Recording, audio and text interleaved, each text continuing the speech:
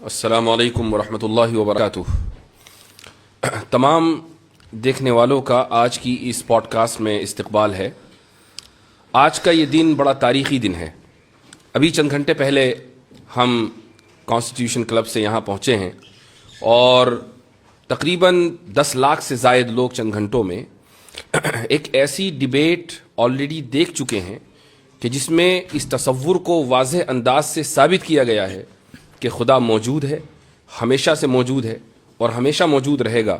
اور آج کی اس ڈیبیٹ سے یہ پتہ چل گیا ہے کہ ایتھیسٹک ورلڈ ویو دلائل کے معاملے میں کتنا بینکرپٹ ہوتا ہے۔ مفتی شمائل احمد عبداللہ ندوی اور اسی طریقے سے مشہور ملحد اور لیریسسٹ جاوید اختر کے درمیان یہ جو ڈیبیٹ ہوئی ہے، اس کا لوگوں کو شدت سے انتظار تھا اور بہت بڑی تعداد میں لوگ ڈس اپوائنٹ اس معنی کر ہوئے ہیں کہ میں خود یہ سمجھ رہا تھا کہ شاید کچھ مضبوط دلائل ایتھیسٹس کی طرف سے آئیں گے اور ملاحدہ شاید کوئی نئی دلیل پیش کر پائیں گے۔ ہم اس میدان میں ایک عرصے سے کام کر رہے ہیں اور میں ہمیشہ یہ دعوے کے ساتھ کہتا آ رہا ہوں کہ الحاد بغیر کسی دلیل کے ایک بے بنیاد عمارت کے اوپر کھڑا ہوا ہے، اور الحمدللہ یہ بات پھر ثابت ہوئی۔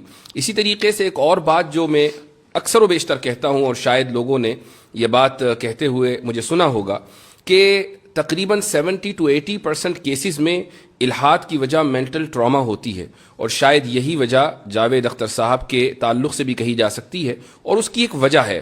یہ کوئی انہوں نے ڈھکی چھپی بات نہیں کہی ہے، اس لیے اس کو ریویل کرنے میں کوئی حرج محسوس نہیں کرتا ہوں۔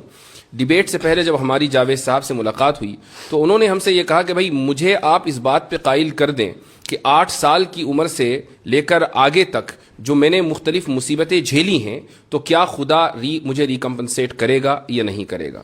اس سے یہ اندازہ ہوتا ہے کہ جو بچپن میں مینٹل ٹراما کا وہ شکار ہو گئے تھے تو یہی وجہ ہے کہ وہ اس کو جسٹیفائی نہیں کر پائے اور خدا کا انکار کر بیٹھے۔ ڈیبیٹ کون جیتا کون ہارا یہ ایک الگ موضوع ہے، لیکن میں سمجھتا ہوں کہ تمام کے تمام لوگ اس بات کے اوپر متفق ہوں گے کہ ایسے تمام لوگ ہماری دعاؤں کے مستحق ہیں۔ میں دعا کرتا ہوں کہ خدا تعالیٰ جاوید صاحب کو ہدایت دے، وہ اس دنیا سے ایمان کا کلمہ پڑھ کر جائیں اور خود دوسروں کے لیے بھی وہ ہدایت کا سبب بنے۔ جہاں تک آج کی ڈیبیٹ کا تعلق ہے تو مفتی شمائل احمد عبداللہ ماشاءاللہ آج کے دن کے ہیرو ہیں۔ تو سب سے پہلے تو میں آپ کو مبارکباد دیتا ہوں کہ اللہ تعالیٰ نے آپ کو یہ توفیق دی ہے کہ آپ یہ وحدانیت کا اور خدا کے وجود کا مقدمہ دنیا کے سامنے پیش کریں۔ تو ایک بار پھر مبارکباد، اور اب آپ کچھ اپنے کلمات کا اضافہ کیجیے۔ جزاکم اللہ خیراً، اللہ تعالیٰ آپ کو جزائے خیر عطا فرمائے۔ میں آپ کا بھی شکریہ ادا کرتا ہوں، اور اس کے علاوہ ہمارے جتنے مسلمان ہیں بھائی بہن جنہوں نے ہمارے لیے دعائیں کی ہیں اور بڑا اہتمام کیا تھا اس ڈیبیٹ کے پہلے، تو بس اللہ کے فضل کے بعد آپ حضرات کی محنتوں اور توجہ اور دعاؤں کا ہی نتیجہ ہے کہ جو کچھ میں کہہ سکا۔ یہ بات آپ نے بالکل صحیح کہی کہ ہم نے ایکسپیکٹ نہیں کیا تھا کہ جناب جاوید اختر صاحب وہی باتیں کریں گے جو اکثر کرتے آئیں، بلکہ ہم نے یہ سوچا تھا کہ شاید کوئی اکیڈمک انداز میں ڈسکشن ہوگی، اور میں نے تو یہ ارادہ کیا ہوا تھا کہ کئی سارے آرگیومنٹس میں وہاں پہ پیش کروں گا، صرف آرگیومنٹ آف کنٹینجنسی نہیں، لیکن انہیں کنٹینجنسی ہی سمجھ میں نہیں آ رہی تھی تو اسے سمجھانے میں ہی جو ہے 2 گھنٹے گزر گئے۔ تو الحمدللہ بہرحال جو ہوا اللہ کا فضل رہا، اور اللہ کا فضل ہے کہ حق بات سامنے واضح آ گئی، اور اللہ سے دعا گو ہوں کہ اللہ انہیں بھی ہدایت دے۔ ماشاءاللہ اس ڈیبیٹ سے کئی ساری ایسی چیزیں ہیں یا نتائج ہیں کہ جن کو بڑا خوش آئین کہا جا سکتا ہے۔ مثلا ایک بات تو یہی کہ بڑے مضبوط انداز سے الحاد کے خلاف یہ مقدمہ قائم ہوا ہے۔ دوسرا جو اس کا بڑا پازیٹیو نتیجہ نکلا ہے وہ یہ کہ شاید ابھی تک لوگ یہ سمجھتے آ رہے تھے کہ یہ جو ٹی وی ڈیبیٹ کے اوپر پیڈ مولانا سو کالڈ مولانا جاتے ہیں جن کا کام سوائے چیخنے چلانے کی کچھ نہیں ہوتا، اور ان کو ٹی آر پی اس لیے چونکہ چینلوں کو ٹی آر پی چاہیے تو کچھ 5,000 کا تھیلا ان کو پکڑا دیا جاتا ہے کہ تم چیخو بندروں کی طرح۔ تو یہ جو پرسیپشن ہے یہ ختم ہوا ہے، اور اس کو بہت پہلے ختم ہونا تھا، لیکن اس ڈیبیٹ نے تو ماشاءاللہ وہ کام کیا ہے کہ اس کا اندازہ لگانا مشکل ہے۔ جی بالکل صحیح فرمایا آپ نے۔ بالخصوص ہمارے جو اس وقت ملک کے حالات ہیں، ان حالات میں اس طرح 2 الگ الگ ورلڈ ویو کے لوگوں کا بیٹھ کر رسپیکٹفل انداز میں، اکیڈمک انداز میں ایک دوسرے کے ساتھ گفتگو کرنے کی کوشش کرنا، یہ میں سمجھتا ہوں یہ خود میں ایک مائل سٹون ہے، اور اس کے ذریعے سے انشاءاللہ آگے بھی راستے ہموار ہوں گے کہ ہم اگر ڈیفرنٹ ورلڈ ویو سے تعلق رکھنے والے ہیں تو وائلنس کی ضرورت نہیں ہے, بلکہ ساتھ میں بیٹھ جائیں, چائے پی لیں اور ساتھ میں ایک دوسرے کے ساتھ ڈسکس کر لیں. آپ کو سمجھ میں آئے تو قبول کریں, نہ سمجھ میں آئے تو نہ قبول کریں. یہ بہت اچھی ابتدا ہوئی ہے. ایک جرنلسٹ نے ڈیبیٹ کے بعد مجھ سے آ کر یہ پوچھا کہ یہ جو ڈیبیٹ ہوئی ہے اس کا آپ کیا فائدہ دیکھتے ہیں؟ تو میں نے اس سے یہ کہا کہ کم سے کم انڈیا میں یہ پیغام بڑی مضبوطی کے ساتھ گیا ہے کہ اکیڈمک ماحول میں اتنے سینسٹیو موضوعات کے اوپر گفتگو ہو سکتی ہے. تو اس نے بڑی شاکنگ بات کہی مجھ سے. اس نے کہا انڈیا کا کیا مطلب, ساری دنیا میں ایسا ہی ہے, ڈیبیٹ ان موضوعات پر ہوتی نہیں ہے. میں نے کہا نہیں, آپ غلط ہیں. یورپ میں, امریکہ میں, دنیا کے اکثر ممالک میں ان موضوعات کے اوپر ڈیبیٹس ہوتی ہیں, بڑے ہی اکیڈمک ماحول میں گفتگو ہوتی ہے, دونوں طرف سے دلائل آتے ہیں, اور الحمدللہ ہم حق کا جو مقدمہ ہے وہ بڑے واضح انداز سے پیش کرتے ہیں. ایک جرنلسٹ نے مجھ سے بھی کچھ اسی طرح کا سوال پوچھا تھا. اس نے کہا کہ باقی چیزوں کو چھوڑ کر ڈز گاڈ ایگزسٹ پر ہی کیوں بات ہوئی؟ تو ہم نے کہا کہ بھائی ہمارے نزدیک گاڈ کا ایگزسٹنس جو ہے وہ در حقیقت سب سے بڑا مسئلہ ہے, اور گاڈ پر ایمان لانا یہ سب سے بڑا مسئلہ ہے, چونکہ باقی ساری چیزیں سیکنڈری درجے کی چیز ہے. ہمارے لیے ہم اس دنیا میں آئے ہیں, ہماری زندگی کا پرپس جو ہے وہ اللہ کو راضی کرنا ہے, اللہ کی اطاعت کرنا ہے. تو یہ سوال دراصل اس بنیاد پر مبنی ہے کہ آپ اس چیز کو ایک سیکنڈری اور پرائیویٹ چیز سمجھ رہے ہیں, اور سمجھ رہے ہیں کہ اس کی کوئی خاص اہمیت نہیں ہے, آپ کو صرف مادی اور مٹیریلسٹک جو ہے ترقی کرنی ہے. یہی ورلڈ ویو دراصل جو ہے مغربی دنیا نے دیا ہے کہ کس طریقے سے لوگوں کو مٹیریلزم میں مبتلا کر دیا جائے. اور الحمدللہ اللہ نے چاہا تو یہ ایک بہت بڑا سبب بنے گا کہ لوگوں کو حق ان تک پہنچے اور سمجھیں کہ ہم اس دنیا میں کیوں آئے ہیں اور ہماری زندگی کا اصل مقصد کیا ہے. ضرور, ماشاءاللہ. اچھا, ڈیبیٹ میں کچھ ٹاپکس ڈسکس ہوئے, اور ویسے تو آپ نے ماشاءاللہ وافی شافی جواب دیا وہاں پر, اور میں سمجھتا ہوں کہ جو شخص بھی اس 2 گھنٹے کی ڈیبیٹ کو دیکھے گا تو جن موضوعات کا احاطہ کیا گیا ہے ان موضوعات کے اوپر اس کو اچھی معلومات فراہم ہوگی. لیکن چند باتیں ہیں جن کو ٹائم کی لمیٹیشن کی وجہ سے, اور جو اس وقت جو وائب رہتی ہے اس میں آپ کو 5 باتیں کہنی ہیں, ٹائم کم ہے, اس میں سے 2 باتیں آپ نے کہہ دی اور 3 باتیں رہ گئی, تو اس لیے پوسٹ ڈیبیٹ انالیسس کا یہ فائدہ ہوتا ہے کہ جو بات رہ جائے اس کو بعد میں ذکر کر دیا جائے. جاوید صاحب نے ایک بات کہی, اور وہ یہ کہ مذاہب کی تاریخ چند ہزار سال سے زیادہ نہیں ہے, یعنی وہ 7-8 ہزار سال, اور انسان اس سے پہلے کا ہے. اور یہ جو مذاہب شروع کیے ہیں یہ تعلیم یافتہ لوگوں نے کیے ہیں, لیکن ساتھ میں انہوں نے جو اس کا ایک چیز ایڈ کی ہے وہ یہ کہ مذہب ایک عرصے تک رہا اور اس کے بعد وہ ختم ہو گیا, پھر دوسرا مذہب آیا, پھر تیسرا مذہب آیا. اس سے یہ پتہ چلتا ہے کہ خدا فانی ہے. جی اصل میں ان کی پوری توجہ ٹاپک سے ہٹ کے ریلیجن, چونکہ اکثر وہ ریلیجنس پر ہی بات کرتے آئیں, اور مجھے لگتا ہے کہ گاڈ کے ایگزسٹنس پہ شاید ان کی پہلی ڈیبیٹ ہے, مجھے نہیں نظر آئی. تو وہ گاڈ کے ایگزسٹنس سے ڈائریکٹ خدا تک یعنی اصلی بندے سے پہلی ڈیبیٹ ہے. جی, اصلی بندے سے پہلی ڈیبیٹ ہے. جی جی, یہ بہت اہم پوائنٹ ہے. اس کی وجہ یہ ہے کہ یہ جشن ریختہ تو تھا نہیں کہ اس میں مثلا کوئی صحافی خاتون یا کوئی مرد بیٹھ گیا اور اس نے کبھی غالب کا شعر پڑھ دیا اور انہوں نے 5 اشعار کا اضافہ کر دیا, اور پھر مستر کے کچھ اشعار حالت اضطراری شاید وہ یہی سوچ کر آئے تھے, وہ یہ سوچ کر آئے تھے کہ بھئی میں کچھ بھی پھینک دوں گا یا کچھ بھی کہہ دوں گا. تو اس طرح نہیں ہوا کرتا, اور یہ ایک good lesson has been learned. جتنا صرف ان کے ذریعے بلکہ جتنے بھی لوگ تھے کہ جو الہاد کی طرف سے پیش ہوئے تھے آڈینس میں, ان کو بھی یہ پتہ چل گیا کہ اہل مذہب کے پاس جو مقدمہ ہے وہ بہت اسٹرانگ ہے. اور یہ صرف انہی کا نہیں بلکہ پورے ایتھیسٹک ورلڈ ویو کا یہ ایک طریقہ رہتا ہے کہ وہ یہ پریٹینڈ کرتے ہیں کہ ایتھیزم ڈیفالٹ پوزیشن ہے. جی ہاں, جبکہ ایسا نہیں ہے. اگر ہم تاریخ میں دیکھیں تو جو بہت سب سے پہلا جو ملتا ہے ایتھیسٹ یا ایتھیسٹک فلسفی جو ملتی ہے, اگر ہم ہندوستان سے ہی لیں تو تقریباً وہ میرے خیال سے 500 سے 600 بیفور کامن ایرا ہے, اور اس سے پہلے بھی مذاہب کے ہمارے پاس یعنی ٹیسٹیمنیز موجود ہیں, آثار ظاہر ہوئے ہیں, اور پتہ چلا ہے کہ ان سویلائزیشنز کے ہاں اس سے پہلے سے خدا کا تصور موجود تھا. بلکہ ہر مذہب میں اگر خدا کا تصور ہے, صحیح یا غلط اس سے قطع نظر, تو اس کا مطلب تو یہ ہوا کہ جب سے مذاہب ہیں تب سے انسانیت اس بات کے اوپر متفق ہے کہ خدا ہے. خدا کی تشریح میں تو اختلاف ہوا ہے, تو یہ تو یونیورسل ٹروتھ ہوا. صحیح. اور جہاں تک ان کا یہ کہنا ہے کہ مذاہب آئے اور چلے گئے, خدا فانی ہو گیا, تو وہ مذہب غلط تھا اس لیے فنا ہو گیا. اس کا خدا کہاں فانی ہوا, خدا تو باقی ہے, صحیح مذہب آج بھی باقی ہے. ہر مذہب فیت مانگتا ہے. یہ تو ایسے سردرد والی چیز ہے, پتہ نہیں یہ کس کھول میں مبتلا ہیں, اس سے کیوں نہیں باہر آ رہے ہیں. اصل میں ریچرڈ ڈاکنز نے یہ ذکر کیا ہے کہ فیتھ اور بلیف میں فرق ہے. فیتھ وہ ہے جو ارریشنل ہو اور اس کے پیچھے ایویڈنس نہ ہو, اور بلیف یہ ہے جو ایویڈنس بیسڈ ہو, ریشنل ہو, اور خود آپ ایکسپیرینس کر سکتے ہو. تو وہ ان کا اپنا ہے بھی نہیں, انہوں نے وہاں سے لیا اور اس پہ ان کو پورا فیتھ ہے. جی ہاں, اس پہ وہ غور نہیں کر رہے ہیں کہ صحیح ہے کہ نہیں ہے. تو وہ ہمیشہ سے ہر ڈیبیٹ میں یہی کہتے ہیں. اسی لیے میں نے ان کو واضح کیا کہ بھائی فیتھ صحیح بھی ہو سکتا ہے, غلط بھی ہو سکتا ہے. آپ جو ڈیفینیشن فیتھ کی بیان کر رہے ہیں وہ بلائنڈ فیتھ ہے, اس کو تو ہم بھی نہیں مانتے ہیں. دو باتیں انہوں نے اور کہی ہیں. جی. ایک بات انہوں نے یہ کہی کہ انسان کی پیدائش رینڈم ہے, اور دوسری بات انہوں نے یہ کہی کہ انصاف انسانی تصور ہے. اس کو کیسے, مجھے یقین ہے کہ آپ نے اس وقت بھی جواب دیا تھا, لیکن پھر بھی اس کو تھوڑا سا الیبوریٹ کریں. انسان کی پیدائش رینڈم ہے, یہ تو ظاہر ہے کہ ان کے ورلڈ ویو کے اعتبار سے, ہمارے ورلڈ ویو کے اعتبار سے بالکل واضح ہے کہ ہم اس دنیا میں ایک مقصد کے تحت بھیجے گئے ہیں. اب ان حضرات کی طرف سے سوال یہ ہوتا ہے کہ بھئی اگر ہم بھیجے گئے اس دنیا میں تو خدا نے ہم سے پوچھا کیوں نہیں, اسی لیے وہ اپنے آپ کو کہتے ہیں کہ ہم رینڈملی آ گئے. تو یہ سمجھنا چاہیے بھئی خدا کا اور انسان کا درجہ کیا ہے. وہ خدا ہے, آپ کا امپلائی تھوڑی ہے جو آپ سے پوچھے گا. تو ہم اس دنیا میں آئے, یہ آپ کو لگ رہا ہے کہ رینڈم ہے, جبکہ ایسا نہیں ہے, ایک مقصد کے تحت آئے. دوسری بات یہ کہ جو رینڈمنس ہے نا, تو اس کا جو پوائنٹ آف ریفرنس ہے وہ ہم ہیں, خدا نہیں ہے. صحیح. یعنی ہمارے لیے ایک انسان کی پیدائش رینڈم ہے, کسی کو پہلے سے پتہ نہیں ہوتا کہ 10 سال کے بعد کون اس دنیا میں آئے گا.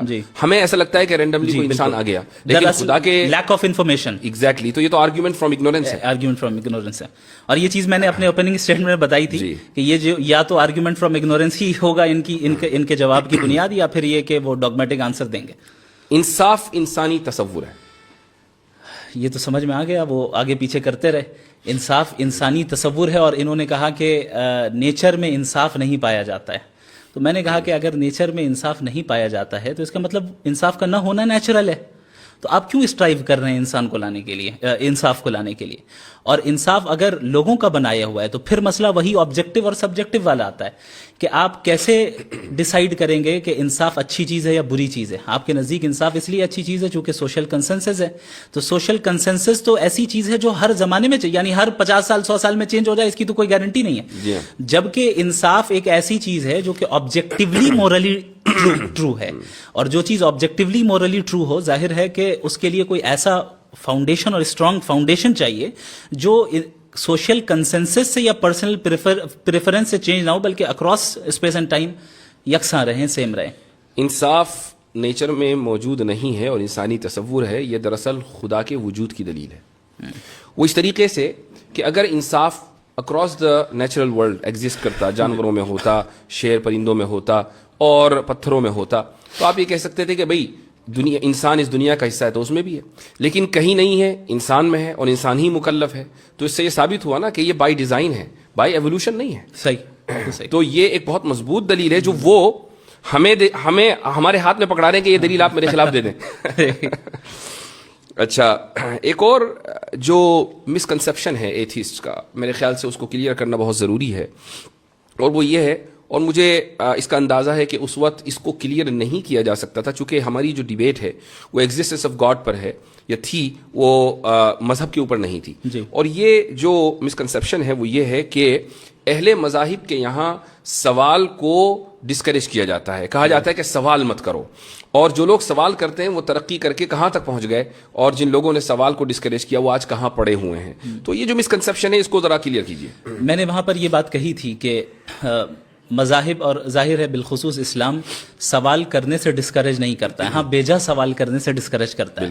تو صحیح سوال اور غلط سوال, کہاں سوال کرنا چاہیے کہاں نہیں کرنا چاہیے, یہ دراصل فرق ملحوظ رکھنا چاہیے. اب ایک انسان اللہ سے بیجا سوالات کریں جیسے کہ وہ کرتے آئے ہیں, ولیعذ باللہ ان کے الفاظ ہیں کہ اگر وہ ہے تو پھر اس کی کیا مجال ہوگی, میں پوچھوں گا اور یہ کروں گا, تو ظاہر ہے یہ بیجا چیزیں ہیں. تو یہاں پر آپ کو سوال کرنے کی اجازت نہیں ہوگی, چونکہ جب آپ نے گاڈ کے ایگزسٹنس کو تسلیم کر لیا تو آپ نے اس کی اتھارٹی کو مان لیا ہے.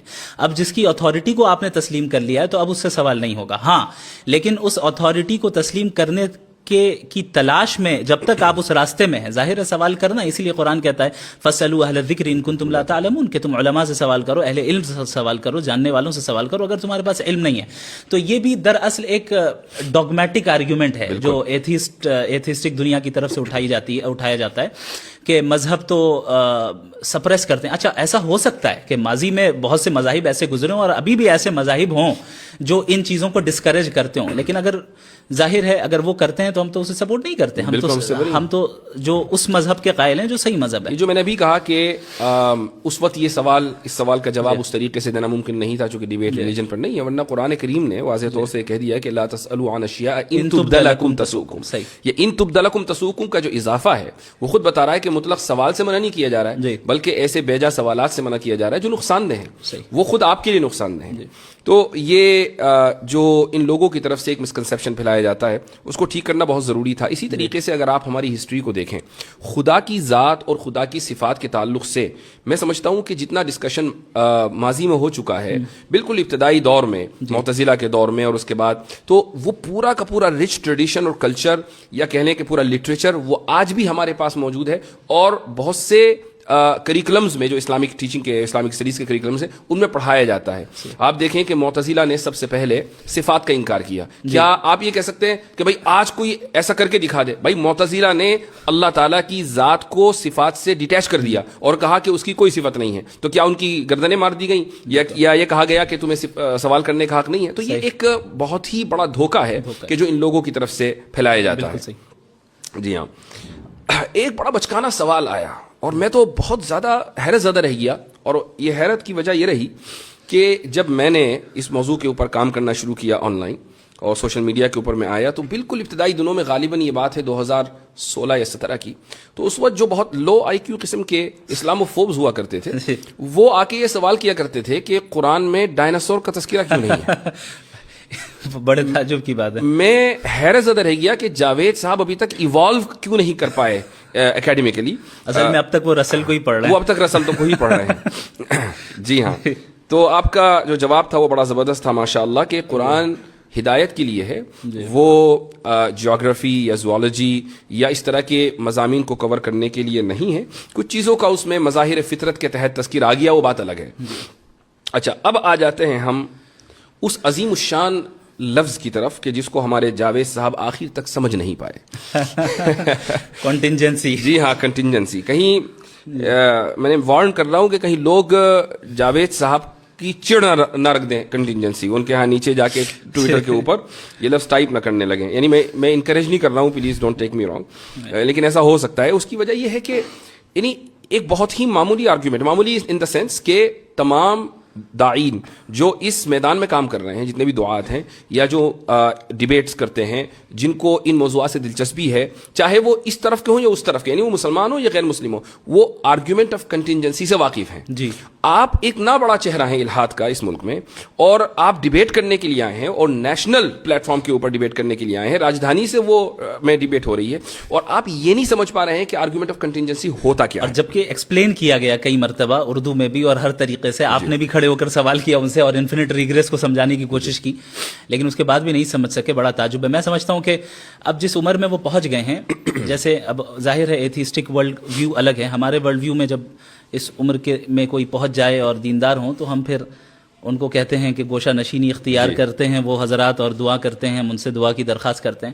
اب انہیں اپنے ورلڈ ویو میں گوشہ نشین بن جانا چاہیے. اب جو ہے وہ ان چیزوں میں نہیں پڑنا چاہیے, بلکہ توجہ دیں اور کوشش کریں کہ بھئی کیا بات ہے, حقیقت کو تلاش کرنے کی کوشش کریں, اپنے حد تک رکھیں. کیونکہ ایک ڈیبیٹ کے اندر الیکٹران اور نیوٹران کی تسبیح پڑھیں.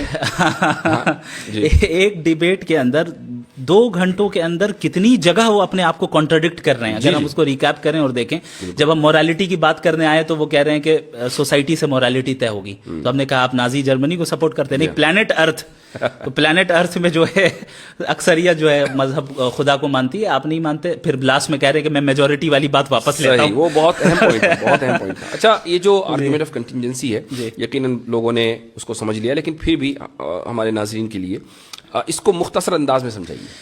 دیکھیں, اس کائنات کی ہر چیز کنٹینجنٹ ہے. اس کا مطلب یہ ہوتا ہے کہ یہ ایگزسٹ کر بھی سکتی تھی اور نہیں بھی کر سکتی تھی, یعنی اس کا ایگزسٹ کرنا کوئی نیسیسری چیز نہیں تھی. اور اگر ایگزسٹ کرتی تو ڈفرنٹ لاز کے ذریعے بھی کر سکتی تھی. یعنی ابھی جو لاز آف نیچر چل رہے ہیں, ہو سکتا ہے کوئی اور لا آف نیچر ہو. علم کلام کے طلباء کے لیے اضافہ کر دوں, اسی کو ممکن الوجود کہا جاتا ہے. ممکن الوجود عدم ہو سواء. جی, تو جو ممکن الوجود ہوگا, جو کنٹینجنٹ ہوگا, وہ ظاہر ہے کسی اور کے اوپر ڈیپینڈڈ ہوگا اپنے ایگزسٹنس میں. تو اب وہ کس کے اوپر ڈیپینڈڈ ہے, ہم یہ دیکھیں گے کہ بھائی کیا وہ چیز بھی کنٹینجنٹ ہے, ممکن الوجود ہے. یہاں پر بھی اس کا اضافہ ضروری ہے. لوگ کہیں بھائی کیوں ہوگا, اس کی وجہ یہ ہے کہ جب ایک چیز کا وجود اور عدم دونوں برابر ہیں, یہ ترازو کے 2 پلڑے ہیں, تو کسی ایک پلڑے کو بھاری ہونے کے لیے اس میں وزن ڈالنا ضروری ہے. یہ وزن ہے ارادے کا. تو کسی نہ تو ارادہ کیا ہوگا نا, کہ جس نے عدم پر وجود کو ترجیح دی ہوگی, اس لیے کنٹینجنسی ہے. جی آگے بولیے. تو یہاں سے عقلی طور پہ لاجیکلی ہم اس نیسیسری بینگ تک پہنچتے ہیں جو واجب الوجود ہے, یعنی جس کا ایگزسٹ نہ کرنا ناممکن ہے, چونکہ اگر وہ ایگزسٹ نہ کرے تو ظاہر ہے یہ ساری چیزیں وجود میں نہیں آ سکتی. اور اس واجب الوجود ذات کا انڈیپینڈنٹ ہونا, ایٹرنل ہونا, نالجبل ہونا, سیلف سفیشینٹ ہونا اور ایک ہونا یہ زیادہ یہ بالکل ضروری ہے. تو یہ جب باتیں میں نے کہی تو لاسٹ میں یہ کہہ رہے ہیں کہ ان کے نزدیک تو عقل سے ہم خدا کو جان ہی نہیں سکتے. یعنی یہ کانٹرڈکشن ہے. یعنی پورا آرگیومنٹ اس پہ تھا کہ عقل کے ذریعے ہم خدا کے ایگزسٹنس کو کیسے جانیں, اور آپ وہ نہیں سمجھ پا رہے ہیں, اور اخیر میں کہہ رہے ہیں آپ تو کہہ رہے ہیں کہ عقل سے ہم سمجھ نہیں سکتے. تو میرے خیال سے یہ ان کی عمر کا تقاضا تھا. اور اسی طریقے سے وہ انفینٹ ریگریس اور تسلسل کو بھی نہیں سمجھ پائے. بلکہ حیرت ناک بات یہ کہ جب میں نے ان سے یہ سوال کیا کہ آپ اس کو درست سمجھتے نہیں, تو انہوں نے کہا میں درست سمجھتا ہوں. میرے خیال سے وہ سمجھ ہی نہیں پائے انفینٹ ریگریس کیا ہے, اس لیے انہوں نے کہہ دیا. اور آپ نے بڑی اچھی مثال دی کہ کئی سارے شعراء ایک ساتھ پوئٹس کھڑے ہوں اور مان لے جاوید اختر صاحب سب سے آگے ہوں, اور وہ کہیں کہ میں اس وقت تک پوئٹری نہیں لکھوں گا جب تک پیچھے والا نہ لکھے, اور وہ کہے کہ میں نہیں لکھوں گا جب تک پیچھے والا نہ کہے. تو یہ تسلسل ہو جائے گا. تسلسل باطل ہے. اس طریقے سے چلتا رہا اینڈلیسلی, اور اگر کہیں ہم نہیں رکیں گے تو پوئٹری ایگزسٹنس میں ہی نہیں آئے گی. یعنی پوئٹری اگر ایگزسٹنس میں آئی, اس کا مطلب کوئی ایک ایسا پوئٹ ہے جو اپنے پیچھے والے پہ ڈیپینڈ نہیں کرتا ہے, وہ انڈیپینڈنٹ ہے. بالکل اسی طریقے سے اگر اس یونیورس کے جو کازز ہیں, اگر یہ انفینٹ ریگریس آف کازز ہوتا تو ہم اور آپ یہاں پہ آج موجود ہی نہیں ہوتے, پوڈ کاسٹ ہی نہیں کر رہے ہوتے. ہم یہاں موجود ہے, اس کا مطلب کوئی ایک انڈیپینڈنٹ ذات ہے جو کسی اور کے اوپر ڈیپینڈنٹ نہیں ہے, اس نے اپنے ول سے جو ہے ڈیسیجن لیا ہے. علم کلام کے طلباء کی آسانی کے لیے کہہ دوں کہ اگر علت اولا نہ ہو تو معلول اخیر نہیں ہو سکتا. ماشاءاللہ. تو اچھا یہ بتائیں کہ اس میں علم کلام کا کتنا رول رہا آپ کی ڈیبیٹ میں, آپ کے لیے؟ پورا علم کلامی تھا اور کیا تھا. ایک ہے آپ اس کو پریزنٹ کر رہے ہیں ماشاءاللہ, اور ایک یہ کہ علم کلام کے جو مباحث ہیں جیسے تسلسل ہے, دلیل توقف ہے, یہ تو ماشاءاللہ چونکہ آپ نے اس سے استفادہ کیا ہے تو یہ بڑی خوش آئند بات رہی. اور اس کی وجہ یہ ہے کہ علم کلام کو فرسودہ علم سمجھا جانے لگا تھا. میں سمجھتا ہوں کہ علم فرسودہ نہیں, البتہ اصطلاحات ضرور فرسودہ ہو گئی ہیں. ان کو تھوڑا سا ریفائن کرنا چاہیے اور جدید علم کلام کی طرف لانا چاہیے. یہی بات ہے کہ جب ہم علم کلام کی تجدید کی بات کرتے ہیں نا, تو تجدید لسان یعنی زبان کی تجدید کو چھوڑ کر ہم کانٹینٹ کی تجدید پر چلے جاتے ہیں. ہاں یہ ایک پرابلم ہے. تو لوگ یہی نہیں سمجھتے کہ علم کلام کی تجدید کا کیا مطلب ہے. یعنی میں اس بات سے متفق ہوں کہ آج کی آپ کی جو ڈیبیٹ کامیاب رہی ہے وہ اس لیے کہ جو ٹرمینالوجیز دقیق مباحث علم کلام کے اندر پائے جاتے ہیں عربی میں, آپ نے ان کو انگلش کے قالب میں ڈھال کر لوگوں کے سامنے پیش کیا اور لوگوں کو سمجھ میں آ گیا. اگر آپ تسلسل اور دور اور دلیل توقف اور یہ سب کہہ رہے ہوتے اور معلول اخیر اور علت اولا, تو یا تو میں سمجھ رہا ہوتا یا آپ سمجھ رہے ہوتے. صحیح بات ہے. اور اللہ تعالیٰ آپ کو جزائے خیر عطا فرمائے, اس میں آپ کا بہت بڑا رول ہے, آپ سے ہی سیکھا ہے. بارک اللہ فیکم. اچھا ایک سوال جو بہت اہم ہے وہ ہے اللہ تعالیٰ کی انٹرفیرنس اور دعا. اس کے تعلق سے آپ کیا کہیں گے؟ یعنی یہ سوال ذہن میں آتا ہے کہ اگر خدا نے ہر چیز کو سیٹ کر دیا اور اب وہ سائیڈ میں ہو گیا, جیسے چیزیں چلنی چاہیے ویسی چل رہی ہیں ایک میکینسٹک انداز میں, تو پھر دعا مانگنے کی ضرورت ہی نہیں ہے. اور اگر ایسا نہیں ہے تو دعا مانگنے کی ضرورت ہے. ایسا تو نہیں ہے کہ میکینٹک اسٹائل میں جو ہے یہ دنیا چل رہی ہے, بلکہ اللہ رب العالمین ہر لمحے اس نظام کو چلا رہا ہے اور اس کی تدبیر کر رہا ہے. انسانی زندگی میں بنیادی طور پہ دو قسم کے احوال آتے ہیں. ایک وہ ہیں جن پہ اس کا کنٹرول نہیں ہوتا ہے, اور دوسرا وہ ہے جس پہ اس کا کنٹرول ہوتا ہے. مثال کے طور پہ ہم فری ول کا استعمال کر کے ہم اعمال کرتے ہیں, اعمال کو انجام دیتے ہیں, اب چاہے اچھا عمل کریں یا برا عمل کریں. بہت سے حالات ایسے ہوتے ہیں جہاں پہ ہمارا کنٹرول نہیں ہے. مثلا کوئی حادثہ ہو گیا یا کوئی ایسی چیز آ گئی جسے ہم تبدیل نہیں کر سکتے ہیں, تو وہ براہ راست اللہ کے حکم سے ہوتا ہے. تو دعا کی اہمیت اس لیے بھی باقی رہتی ہے چونکہ وہ حالات بھی ایک طرف ہیں جہاں پہ آپ کا کوئی کنٹرول نہیں ہے اور اللہ کا مکمل کنٹرول ہے. دوسری چیز, جب ہم کوئی عمل اپنے فری ول سے بھی کیوں نہ کر رہے ہوں, اللہ کی توفیق ضروری ہوتی ہے. اس لیے اللہ سے دعا مانگنے کا حکم خود اللہ نے دیا. اور اگرچہ ایسا ممکن ہے کہ اس دنیا میں ہو سکتا ہے کہ ہم جو مانگ رہے ہیں اللہ سے وہ ہمیں اس دنیا میں نہ ملے, لیکن اس کا جو ریوارڈ ملنا ہے وہ اللہ کے متعین ہے. اسی لیے اللہ کے نبی صلی اللہ علیہ وسلم نے دعا کو عبادت قرار دیا. تو ظاہر ہے یہ مستقل ایک عبادت ہے. یعنی بالفاظ دیگر یہ کہا جا سکتا ہے کہ ہم دعا مانگتے ہیں تو اس بات کی کوئی یعنی گارنٹی نہیں ہے کہ وہ دعا اسی انداز سے قبول ہوگی جس انداز سے ہم چاہ رہے ہیں. یعنی ہو سکتا ہے کہ وہ اجر کی صورت میں قبول ہو جائے, ہو سکتا ہے کہ وہ تاخیر کی صورت میں قبول ہو جائے. ایک بات. دوسری بات یہ بھی ہے کہ ہمیں کیا معلوم کہ دعا کس انداز سے قبول ہوگی. یعنی ہمارا کام تو دعا مانگنا ہے, وہ آل وائز ہے, ہم آل وائز نہیں ہیں. ٹھیک. تیسری بات یہ ہے کہ ایک بات شرح عقائد میں لکھی ہوئی ہے, میں تمام لوگوں کے ساتھ اس کو شیئر کرنا چاہوں گا. یہ مبحث وہاں آیا ہے اور اس میں تفتازانی یہ فرماتے ہیں کہ وہ ایک حدیث ہے جس کے تحت یہ کلام ہے کہ لا يرد القدر الا الدعاء، کہ تقدیر کو صرف دعا بدلتی ہے. اب یہاں سوال یہ ہوتا ہے کہ کیا دعا سے واقعی تقدیر بدل جاتی ہے؟ تو اس کا جواب انہوں نے یہ دیا ہے کہ مثلا ایک انسان ہے اور اس نے دعا، اللہ تعالیٰ کے علم میں یہ بات ہے کہ یہ دعا مانگے گا اور دعا مانگ کر فلاں کام ہوگا. یہ دعا بھی چونکہ عبادت ہے، تو اگر یہ دعا مانگے گا نیکی کی تو اس کی عمر 60 سال ہوگی، اور دعا نہیں مانگے گا تو اس کی عمر 40 سال ہوگی. لیکن چونکہ اللہ کے علم میں ہے کہ دعا مانگے گا تو ہر حال میں دعا مانگتا ہے، تو دعا نہ مانگنے کے لیے جو ایلیجیبل عمر ہے دعا نہ مانگنے کی صورت میں وہ 40 سال ہے، اور مانگنے کی صورت میں جو ایلیجیبل عمر ہے وہ 60 سال ہے. اور یہ دونوں چیزیں اللہ تعالیٰ کے علم میں ہیں. تو وہ یہ ساری چیزیں، یعنی اس سے جو میں نے اضافہ کیا ہے بتانے کا مقصد یہ ہے کہ یہ جو مباحث آج کانسٹیٹیوشن کلب میں ڈسکس ہو رہے تھے یہ تو تفتازانی نے 1000 سال پہلے لکھ دی ہے نا. بات یہ ہے کہ ہمارے جو طلباء ہیں، اساتذہ ہیں، میں ان کی توجہ اکثر و بیشتر اس طرف مبذول کراتا ہوں کہ آپ کے پاس ایک مضبوط علمی روایت ہے، اس مضبوط علمی روایت کو صرف پیش کرنے کا سلیقہ چاہیے، بالکل اس کے علاوہ اور کچھ نہیں. ایک اور لاسٹ پوائنٹ میں ذکر کروں گا اور اس کے بعد انشاءاللہ اپنی گفتگو کا اختتام کرتے ہیں. ملحدوں سے ایک سوال ضرور کیا جانا چاہیے کہ بھائی یہ کیا وجہ ہے کہ انسان ہی کے اندر اتنا شعور آیا ہے کہ وہ if then یعنی if A then B کا سوال کرتا ہے. یہ سوال گھوڑا، گدھا، بکرا یہ سب کیوں نہیں کرتے؟ جبکہ ڈاروینین ایوولوشن کے قائل ہیں، ڈاروینین ایوولوشن کے قائل ہیں، سب کا ایوولوشن ہوا ہے. تو کہیں گے نہیں، اصل میں وہ انسان کے اندر جو نیورونز ہیں، نیورو سیلز ہیں وہ زیادہ ہیں. تو اگر یہ دیکھا جائے تو بھئی ہاتھی کے اندر زیادہ ہیں. وہ کہیں گے نہیں، اصل میں فرنٹل لوب میں جو نیورو سیلز ہیں نا وہ زیادہ ہیں. تو ٹھیک ہے، یہ آپ نے کیسے کا جواب دیا نا، آپ نے کہا اس لیے شعور ہے کہ اس کے فرنٹل لوب میں نیورو سیل زیادہ ہیں. میں پوچھتا ہوں کہ کیوں زیادہ ہیں؟ کیوں کا جواب سائنس کبھی نہیں دے سکتی، وہ میکینزم کو ہی بتاتی ہے. جی ہاں. تو چلیں مفتی صاحب، بہت اچھا لگا. ایک چیز اور ہے جس کا ذکر میں کروں گا جو نظر آیا کہ، اور صرف انہی کے ساتھ نہیں اور بھی جو دیگر ایتھیسٹ ہیں، وہ یہ ہے کہ جب ان کے پاس کوئی لاجیکل آرگیومنٹ نہیں ہوتا ہے فوراً ایموشنل آرگیومنٹ پہ آ جاتے ہیں. آپ نے دیکھا کہ کیسے غزہ کے مسئلے کو انہوں نے پوائنٹ ذکر کرنا بہت ضروری تھا. جی ہاں. تو پوری ڈیبیٹ میں ان کے پاس کوئی جواب نہیں رہا. اب وہ ایموشنلی جو ہے لوگوں کو ٹریگر کرنے کی کوشش کرنے لگے کہ بھئی غزہ میں اتنا قتل ہو رہا ہے اور یہ ہو رہا ہے اور وہ ہو رہا ہے. میں نے ان سے یہ سوال کیا کہ بھئی اگر بالفرض مان لیں کہ یعنی خدا نہیں ہے، تو آپ بتائیے کہ پھر اس کے ظلم کا اور ان کی سفرنگ کا کیا ہوگا، اور آپ کیسے ایول کو ڈیفائن کرتے ہیں؟ اب وہاں جا کے ان کے پاس کوئی ڈھنگ کا جواب نہیں رہا، چونکہ آبجیکٹیولی ایول کا موجود ہونا بھی در حقیقت خدا کے ہونے کی دلیل ہے. باقی ہمارے ورلڈ ویو کے اعتبار سے ہم اس دنیا میں ٹیسٹ کے لیے آئے ہیں، ہمارا امتحان ہو رہا ہے، ہماری آزمائش ہو رہی ہے. کیا صحابہ کرام نے قربانیاں نہیں دی؟